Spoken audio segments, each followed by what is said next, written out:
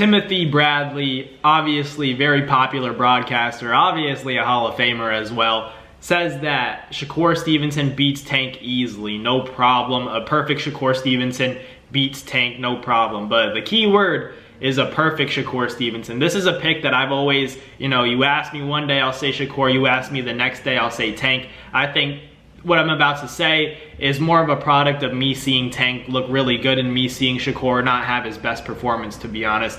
So I gotta favor Tank because of the power, but if there's one guy that can pull it off, I think that it would be Shakur Stevenson. When we're talking about the 135-pound weight division, at 140, I think guys like Teofimo Lopez could pose a threat to Tank. I think even Devin Haney on a good day, a solid day, could potentially make it happen, but I still favor Tank a little bit in those fights. Teo is a 50-50 fight for me. Teo and Tank is a 50-50 fight for me, but when I look at it, Shakur, obviously, I personally think he didn't look that bad against De Los Santos. That's just my opinion. I don't think that's a version of Shakur that beats Tank. That version of Shakur doesn't beat Tank, but the best version of him without injury, without,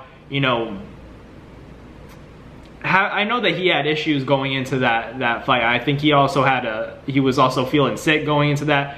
So health injuries, your health in general is primary when it comes to the sport of boxing. So I'm going to take Shakur's word for it, saying that wasn't the best performance, that he wasn't feeling his best. So taking that into account, let's say we get the perfect version of Shakur. It's really hard for me to believe that, within 36 minutes that Tank doesn't put the pressure on and land something significant to the point where Shakur is buzzed or he's hurt. And not to discredit his defense, I know that his defense is probably the best in boxing right now, but Tank is also one of the best offensive fighters, if not the best offensive fighter. It's him, Terrence Crawford, Boots Ennis.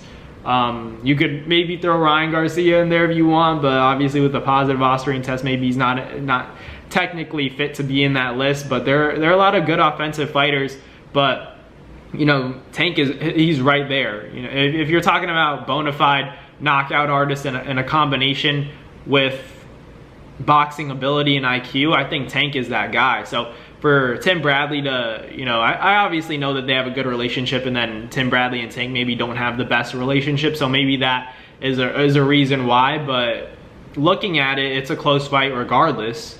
But it's hard for me to pick against Tank, seeing what he did to Frank Martin. I thought, I didn't think Frank Martin was going to beat him. I still had Tank stopping him. I thought he was going to do it in the 9th round, did it in the 8th.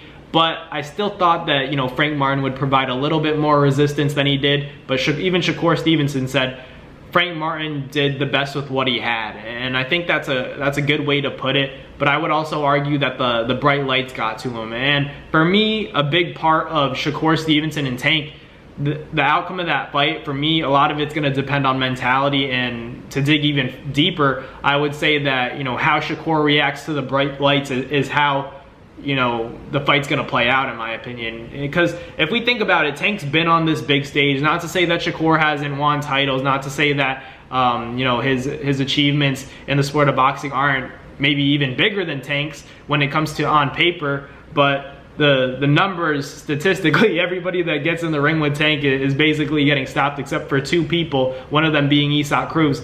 But it's just like, pick your statistic. Do you go against guys who have accomplished more when it comes to world titles and have beaten actual champions to earn those titles, or do you go for the guy that has obviously beaten guys when it comes to just straight up stopping guys? You talk about a KO ratio, everyone he's gotten in the ring with damn near has gotten slapped. So that it's just comparing the two. What do you value more? Do you value more so the power or the boxing ability? Which one are you more comfortable and willing to bet on? But for me, it's hard to bet against that Gervonta Tank Davis power. I just think it might be next level. I don't know if anybody can deal with it. The question is always, can you take Tank's best punch? Because as good as Shakur is with the defense, he's locked down with the defense, but I'm pretty sure he's going to get hit. And it's always a question of, can you take Tank's best shot?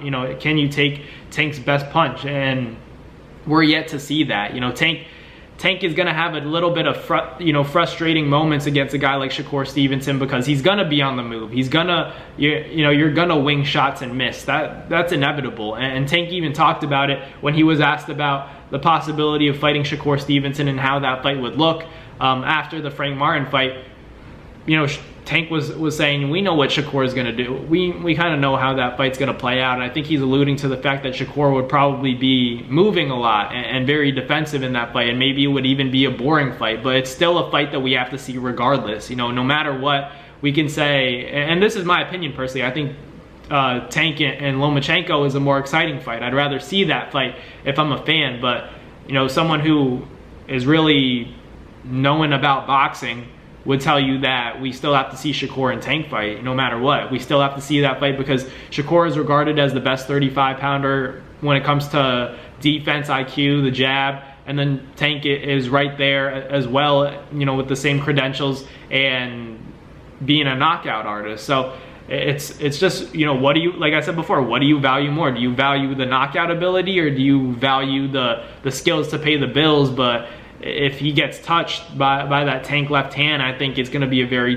difficult night for Shakur Stevenson. I'm not sure how he would react to the power. Obviously, they've sparred a numerous number of times, but it's not the same when the bright lights are on. I think we have to see how Shakur Stevenson reacts to that big of a stage. He's never, you can't prepare for a Gervonta Davis fight night where the crowd isn't on your side. And Shakur has even said stuff like, forget about the fans, F the fans. But, that's a good mentality to have, in my opinion. Shakur should be saying F the fans the way he is, because in a fight against Tank, they're not going to be rooting for you anyway, so why not make a fight boring and win the fight by any means necessary? But from a fan's perspective, you're saying, who really wants to see a guy running around like that? But Shakur is going to do whatever it takes to win that fight. He's saying, I don't care if the fans get bored. I'm coming out of there with the win. And that, for boxing fans, we ask ourselves, do we really want to see that fight if Shakur is even saying us before that it might be a boring fight? Because why would you say F the fans? F the fans, that's saying that, it's going to be a boring fight. You're going to make it a boring fight. You're going to go out of your way to make sure that, the fans aren't enjoying that fight. So, even though that isn't his brain, I think from a marketing perspective, you don't say that. You say, I'm going to stop him, I'm going to do this and that, because,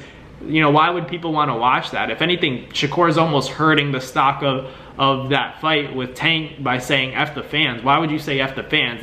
Those are the people that, show up and root for you. Those are the people putting money in your pocket. So for him to say F the fans, I'm not sure I agree with that. In your brain, you could say, I'm going to make this a boring fight, but don't tell the fans that you're going to make it a boring fight and it shouldn't be exciting for the people to watch. I feel like that hurts you more than anything, honestly. You have a guy like Floyd Mayweather who, yeah, maybe he wasn't the nicest guy in the world, but he always performed, and gave the fans what they wanted to see when it came to promoting the fight, and he backed it up. Backing it up doesn't mean that you have to knock a guy out. Floyd would talk his talk, but then at the same time whoop guys in the ring. I think Shakur has to have that same mindset where he's getting fighters angry. He's beating them psychologically before they even get in the ring. That's something that Floyd was the best at. Before even getting in the ring, he already had his opponent psyched out.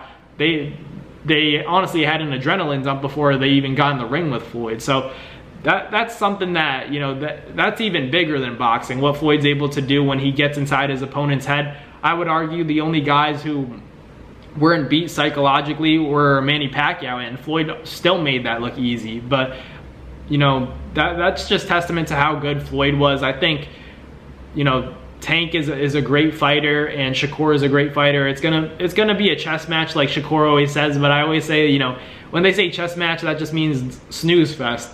Sometimes that means snooze fest, where we don't see a lot of action. That's a big reason why I often say, if I were a fan, I'd want to see Loma and Tank more than I'd want to see Shakur and Tank. But Shakur and Tank is the fight that we still need to see when it comes to who's the best. Who's the best, even when it comes to not being such an exciting fight, we still have to see Shakur fight Tank, and we still have to see Tank accept that fight, and say that he wants it. Because we're hearing him say, I want all those guys, but I think deep down we want to hear him call out specifically Shakur Stevenson, or we want to hear him specifically call out a guy like Teofimo Lopez, because those are the fights that we really want to see. And, for Teo, he's right there, but that's a 140-pounder. So for 35, I think Tank and Shakur is the big fight, and I think I favor Tank a little bit, but Shakur is right there. You ask me in a few days, I might say Shakur, but right now I have Tank just based on the power. I think his boxing's underrated as well. So when all else is even, both guys have skills. I think the outlier is going to be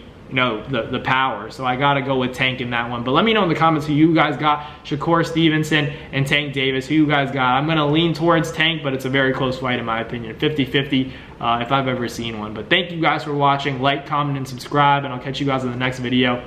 Peace. That's going to do it for another Naz Fight Media video, guys. Thank you guys so much for watching. It's been your boy, Matt Nabong, with another video. Hope you guys enjoyed it all. Thank you guys for the constant support. Salute to y'all always. It's been your boy.